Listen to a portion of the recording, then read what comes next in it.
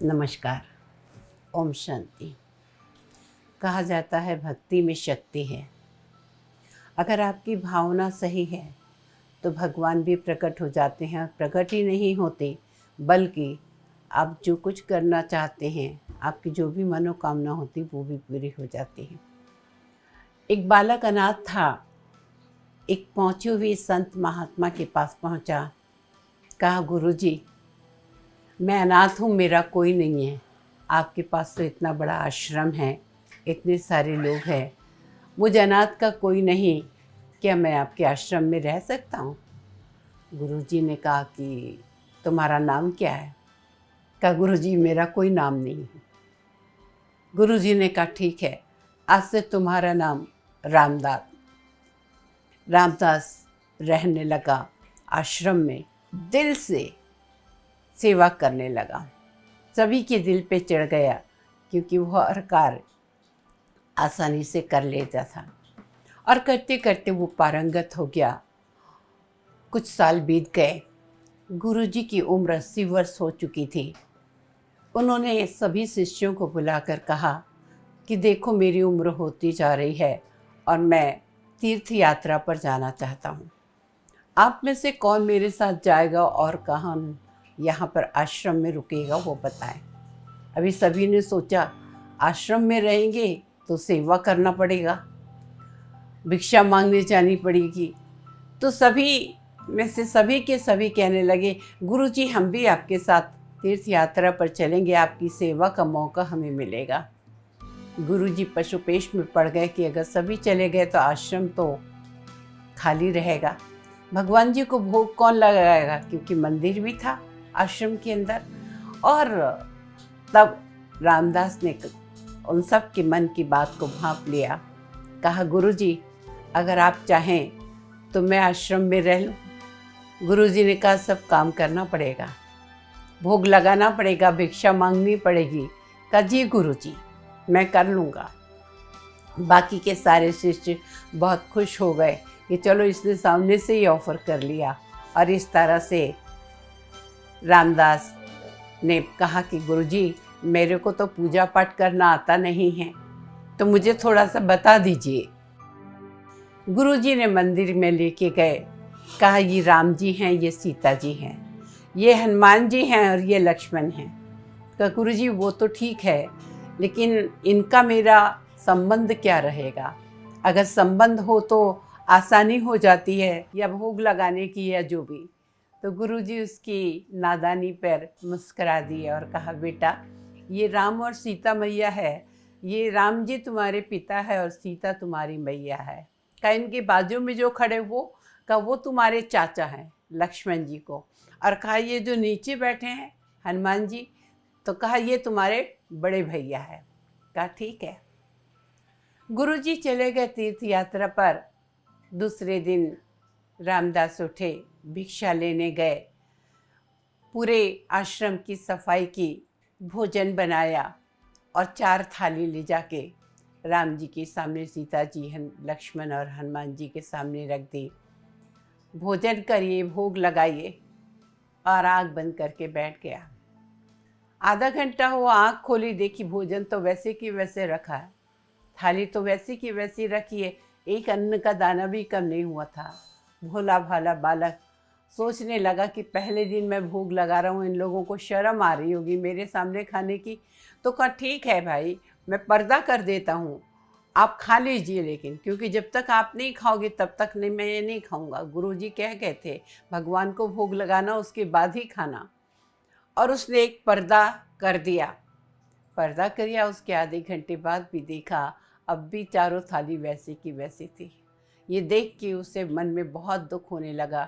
शायद मेरे से कोई अवज्ञा हो गई है, शायद मेरे से कोई अपराध हो गया, कोई गलती हो गई। भगवान नहीं खाएंगे तो मैं कैसे खा सकता हूँ? गुरुजी का तो ये आदेश था। और मन ही मन सोचने लगा, चाहे मैं मर जाऊं, लेकिन जब तक आप खाना नहीं खाओगे तब तक मैं भी नहीं खाऊंगा। आधा दिन बीत गया। बच्चे ने सोचा कि ये तो खा नहीं रहे। उसने कहा, ठीक है, आप मत खाओ, गुरुजी को मैं कौन सा मुंह दिखाऊंगा, चलो मैं जाके पहाड़ी से कूद के मर जाता हूँ, भूखे मरने से तो कूद के मर जाओ। गुरुजी के सामने कम से कम शर्म से सर तो नहीं झुकना पड़ेगा। और बच्चा पहाड़ी पर चढ़ गया और अभी कूदने ही वाला था कि राम जी ने हनुमान जी को भेजा, कहा कि जाओ उस बालक को लेकर आओ। जैसे ही कूदने वाला था, हनुमान जी ने पकड़ लिया। बच्चा गुस्से में बोलने लगा, कौन हो तुम? क्या इतनी जल्दी भूल गए? तुम्हारा भैया? तो क्या इतने समय से कहाँ थे? जब सारा दिन भूखा रहा, सारा दिन आपको पुकारता रहा, तो कोई भी नहीं आया थाली लगा के, और अब आ गए मुझे बचाने। कहा चलो, माता जी ने बुलाया है, पिताजी ने बुलाया है। बच्चा खुशी खुशी वापस आ गया रामदास। और सही में राम जी ने, सीता जी ने, लक्ष्मण जी ने और हनुमान जी ने भोजन किया, और उसके बाद रामदास भी भोजन करके तृप्त होकर सो गया। अब हर दिन का यही उनका दिनचर्या थी। सुबह उठ के आश्रम साफ करना, भिक्षा मांगना, और उसके बाद भोजन बनाना और भोजन करना, भगवान को खिलाना और खुद भी खाना। 8-10 दिन हो गए। एक दिन रामदास के मन में आया, ये मेरी माँ है, ये मेरे पिता है, ये मेरे चाचा है, ये मेरे बड़े भैया है।